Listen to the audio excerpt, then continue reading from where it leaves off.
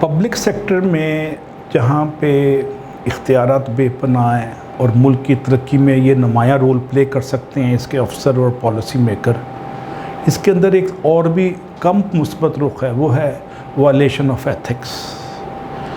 ڈنڈی مارنا کام سے لے کے اور سرکاری گاڑی کو یوز کرنا فار پرسنل پرپزز سے لے کے بینیفٹ لینا انڈیو، جو کہ مروجہ اخلاقی تقاضوں سے متصادم ہوتے ہیں، بڑی کامن بات ہے۔ میں جب امریکہ سے پڑھ کے آیا تو میں نے امریکن سوسائٹی میں ایک پازیٹیو چیز دیکھی، وہ تھا ایکسٹریم لیول آف ایتھکس۔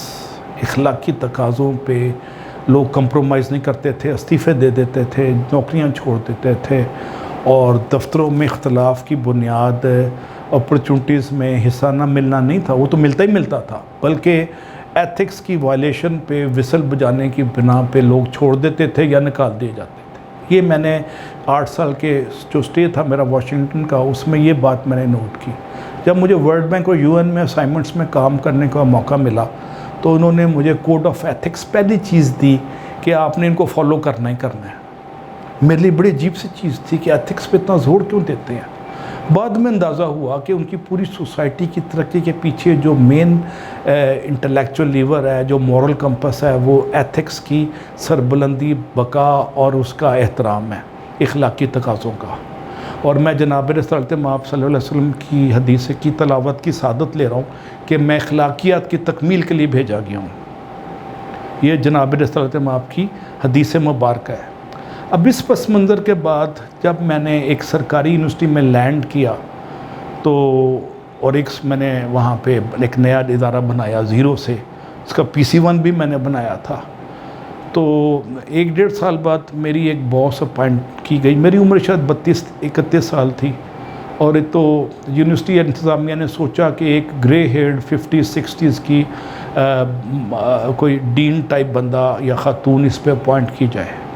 تو انہوں نے ایک میرے پہ خاتون اپوائنٹ کر دی جو ڈین ڈائریکٹر کے طور پہ ہمیں ڈائریکشن دینے کے لیے بظاہر آئی تھی، لیکن وہ ہمیں محسوس ہوا تھوڑے دنوں بعد کہ وہ رکاوٹیں ڈال رہی ہیں پسند ناپسند کی بنیادوں پہ۔ ایک دن انہوں نے مجھے حکم دیا کہ میں نے ہاسٹل کو وزٹ کرنا ہے۔ اتفاق سے بوائز ہاسٹل کا انچارج میں ہی تھا۔ وہ ایک کوٹھی میں لے کے ہم نے بنایا تھا، فرنیچر بھی مجھے خریدنے کا موقع ملا، A to Z میں نے اس کو سٹارٹ کیا، اور ایک اس کا سپرنٹینڈنٹ اپوائنٹ کیا گیا۔ موصوفہ نے مجھے حکم دیا کہ کھانا ٹیسٹ کرنا ہے۔ تو شروع میں ڈپارٹمنٹ نیا تھا تو 20-25 بچے تھے اس میں، لڑکوں کا، بوائز ہاسٹل کی میں بات کر رہا ہوں۔ تو ان ڈائریکٹر صاحبہ نے ڈٹ کے کھانا کھایا، اور میں چونکہ ان سے کوئی 25-30 سال جونیئر تھا اور ہاسٹل کا انچارج تھا، تو کمپنی دینے کے لیے مجھے بھی کھانا چکھنا پڑا یا کھانا پڑا۔ میں نے بھی پورا کھانا کھایا۔ 2 سے 4 دن بعد سپرنٹینڈنٹ نے بل بھیج دیا ہمیں کہ آپ نے کھانا کھایا ہے تو یہ 200-150 روپیہ پر ہیڈ کے حساب سے سرونگ آپ پے کریں۔ میں نے پے کر دیا۔ میں اس وقت 18ویں-19ویں گریڈ میں تھا، تنخواہ واجبی سی تھی میری، لیکن ظاہر ہے میں نے کھانا کھایا، میں نے پے کر دیا۔ جب ڈائریکٹر صاحبہ کو بل گیا تو انہوں نے پوچھا، مجھے بلایا طلبی کی گئی کہ یہ کیا ہے؟ میں نے کہا کیا چیز ہے؟ یہ بل ہے۔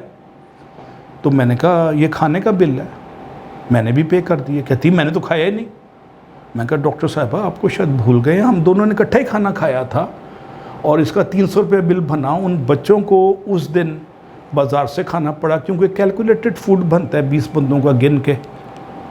تو وہ بڑی برہم ہوئی میرے پہ کہ میری بےزتی کر رہے ہو تم، ایک کھانا جو میں نے کھایا نہیں اس کا بل کیسے پے کروں؟ اب میں ان کو کیسے بتاتا کہ آپ نے کھانا کھایا ہے محترمہ، اور یہ خلاف قانون ہے کہ ہم کھانا کھائیں سرکاری بچوں کے حصے میں سے اور پیسے نہ دیں۔ انہوں نے غالباً بادل و خواستہ بل پے کر دیا۔ اس کے بعد میرا جینا محال کر دیا انہوں نے۔ ہفتے 2 کے بعد مجھے پتہ چلا کہ میرے خلاف کئی درخواستیں آ چکی ہیں، اور اس طرح کی درخواستیں سرکاری دفتروں میں باس فوکسڈ ہوتی ہیں، باس سینٹرڈ ہوتی ہیں، اور پتہ نہیں میں دنیا جہان کا فراڈ کر رہا تھا، دھوکہ کر رہا تھا وغیرہ وغیرہ، یا پیپر آؤٹ کرتا تھا یا پیسے لے کے نمبر دے دیتا تھا۔ یہ وہ مجھے انکشاف ہوا کہ اگر آپ تھرڈ ورلڈ میں ایتھکس کو فالو کرنا چاہتے ہیں تو اس کو آپ کی پرائس پے کرنی پڑتی ہے اگر آپ کا باس انیتھیکل ہے. ٹھیک ہے، ہو سکتا ہے میں نے پرائس پے کی ہو، لیکن قدرت کا اپنا ایک نظام ہے.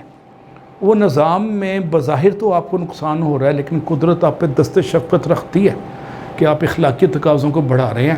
وہ کہیں سے تلافی کرتی ہے، 1 گنا نہیں، 2 گنا نہیں، 10 گنا کرتی ہے، پھر 100 گنا کرتی ہے. تو آپ اپنے اخلاقی معاملات میں، فائنینشیل میٹرز میں آپ جتنے ایتھیکل رہیں گے، اللہ کی برکتیں، رحمتیں اتنی نازل ہوں گی، اتنا آپ کا رزق بڑھے گا. بظاہر آپ کو شاید دنیاوی پیمانے سے یا پوائنٹ آف ویو سے تھوڑا بہت کمی بیشی ہو رہی ہو دنیاوی رزق میں، لیکن اللہ تعالیٰ کی برکتیں، رحمتیں اور فضل اور کرم کے دروازے کھلنے شروع ہو جائیں گے، اور آپ کو پتہ نہیں چلے گا کہ آپ کا ون فائن مارننگ نام انٹرنیشنل کانفرنس کے لیے آ گیا، اور وہاں سے آپ کو $4,000 $3,000 کا TADA مل گیا، آپ کا دنیا میں سیر ہو گئی، یا آپ کو کوئی اسکالرشپ مل گیا 2 مہینے کے کورس کے لیے اور آپ کا سکل بڑھ گیا. مطلب پھر اللہ تعالیٰ کا ایک نظام ہے جو آپ کے ساتھ فضل کرتا ہے، کرم کرتا ہے، اور فضل اور کرم کے دروازوں کے آپ منتظر رہیں. دنیاوی چیزوں پہ کمپرومائز کر کے نوکریاں بنانے والے میں نے آخر میں ذلیل ہوتے دیکھے.